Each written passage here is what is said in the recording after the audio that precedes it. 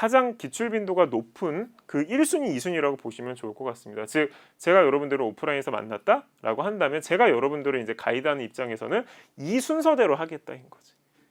이걸 다 스크립트를 만들게끔 할 것이고 정확히 얘기하게끔 할 것 같다. 그래서 여러분들 우선순위이기 때문에 1테마가 제일 중요하겠습니다. 자, 1테마 1차 면접과 2차 면접을 전체적으로 아울러서 현대중공업에서 제일 많이 나오는 테마는 바로 왜 현대중공업인가에 대한 점검입니다, 여러분들. 그래서 면접 질문을 여러 가지로 물론 분화가 되지만 대표적으로 나누면 왜 현대중공업을 선택하였습니까?가 하나 있고, 두 번째가 사실은 해당 전공, 사실 여러분들이 이제 전공에 가지고 있는 다수의 일반성을 고려했을 때 해당 전공을 선택할 수 있는 어느 기업, 여러분들 이거 진짜 많이 나옵니다. 그러니까 해당 전공이 사실은 어떤 뭐 자동차 회사라든가 어떤 뭐 다른 전자회사라든가 반도체 회사는 갈 수 있잖아요. 요즘에 그렇게 많이 가는데 왜 우리 회사임? 이렇게. 세 번째 뭘까? 그럼 우리 회사에 대해서 그럼 잘 알고 있는 거네요. 그럼 우리 회사 이슈 중에 최근 주목하는 게 뭐임? 이래서 이렇게 세 가지에 대한 답변을 준비를 하는 것이 굉장히 많은 것을 넘어가게끔 하더라. 그래서 저 같으면 어떻게 말할지가 이제 땡땡에 있는 것이다. 자, 여러분들 현대중공업 선택 이유 혹은 현대중공업에 왜 지원하였는가에 대해서는 저는 이렇게 전개하는 것이 가장 합리적이라고 생각합니다, 여러분들. 처음에 어떻게 하는 거예요? 현대중공업이 왜 이걸 물어볼까에 대해서 우리가 해석해보면 저는 답은 나온다고 봅니다. 현대중공업 입장에서는 뭐 우리 회사에 대해서 많이 하는 거 궁금해서 그럴 리가 있나, 현대중공업 모르는 사람이 어디 있을까, 여기까지 온 사람들이. 결국은 이 답변을 어떻게 하는가에 따라서 직무 전문성이 있네 없네에 대한 판단을 쉽게 할 수 있기 때문에 물어본 것이다로 여러분들이 딱 인식했으면 좋겠다. 그러면 저 같으면 이렇게 얘기할 것 같아요, 여러분들. 여러분들이 지원해 뭐 설계라고 해볼까요?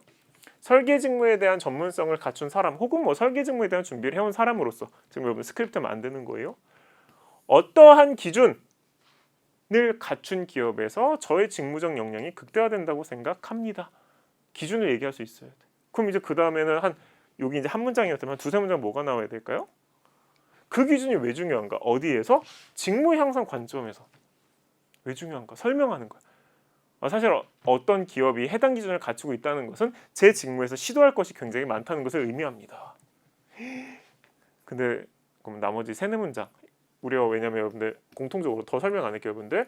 이 각각을 4에서 7문장으로 정리하는 게 우리의 미션이다. 그러면 나머지 한 3-4문장 남잖아. 그럼 어떻게 쓰는 거야?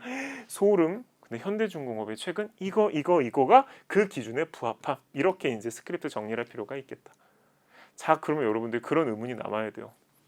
이 기준을 뭘로 하지?에 대한 거. 사실 그 설명을 하려고 1강, 즉 앞에 있는 강의가 존재하는 것이다, 여러분들. 여러분들 기억나나요?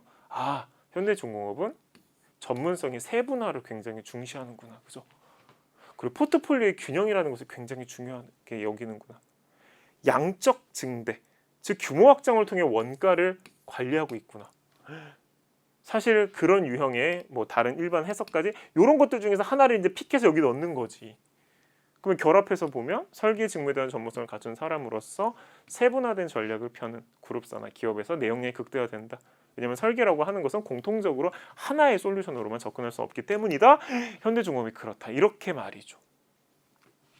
자, 그럼 두 번째는 이제 연결이 됩니다. 그러면 이 질문을 하는 상황이 있고 이 질문을 하는 상황이 있을 건데 저는 결국 비슷한 전개를 진행을 하면서 추가하면 끝이겠다. 이번의 답변은.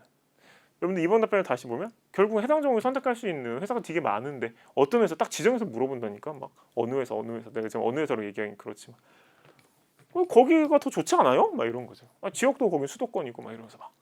그러면 이걸 어떻게 얘기해야 될까요? 1번 답변을 얘기하는 거야. 그죠? 아니 난 설계 직무 전문성 있는 사람으로 그 기준 중요하다니까. 원가 절감을 규모로 해결하는 회사.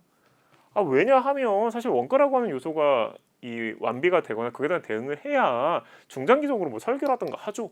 현대중공업이 그래요.